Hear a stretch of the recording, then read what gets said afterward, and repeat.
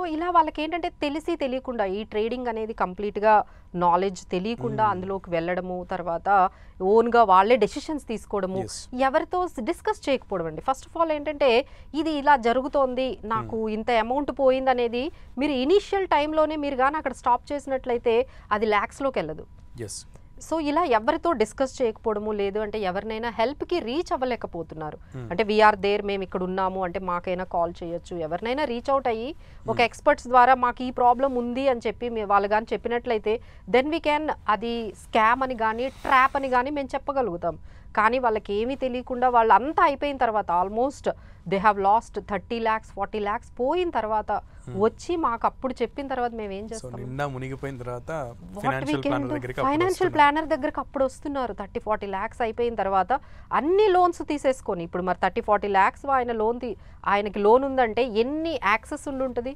ఒక 4 క్రెడిట్ కార్డులు, ఒక 2 పర్సనల్ లోన్లు, ఒక 2 ఫోన్ లోన్ యాప్స్. ఇటువంటి సిచ్యువేషన్ లో పూర్వం ఐపీ అనేది ఒకటి బాగా అవైలబుల్ ఉండేది. ఈ రోజుల్లో అది సాధ్యమే లేదండి. ఎందుకంటే ఇంకో ప్రాబ్లం ఏంటంటే ఇది మీకు ఏదైతే జరుగుతుందో అది మీ ఇంట్లో వాళ్ళకి ఎవరికీ తెలియదు,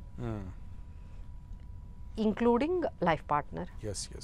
తెలియట్లేదు. చేస్తున్నారు, అలా కూడా చేస్తున్నారు. ఎప్పుడైతే తెలియస్తుందో భయం ఉంటుంది ఖచ్చితంగా. బోత్ ద పార్ట్నర్స్, అంటే I'm not saying only men and women అని చెప్పట్లేదు, ఇద్దరు పార్ట్నర్స్ కి కూడా తెలియకపోవడం వల్ల భయం అనేది ఉండట్లేదు. సో దానివల్ల ఏంటంటే ఎలా ఓలా కవర్ చేద్దాము అని ఇంకొన్ని మిస్టేక్స్ చేయడము, ఇలాంటివన్నీ కూడా వాళ్ళని అలా debt trap.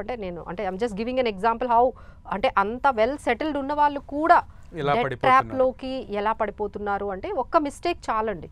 There is one single mistake is enough so to make you into the debt trap. So మిగతావన్నీ ఫాలో అయిపోతూ ఉంటాయి.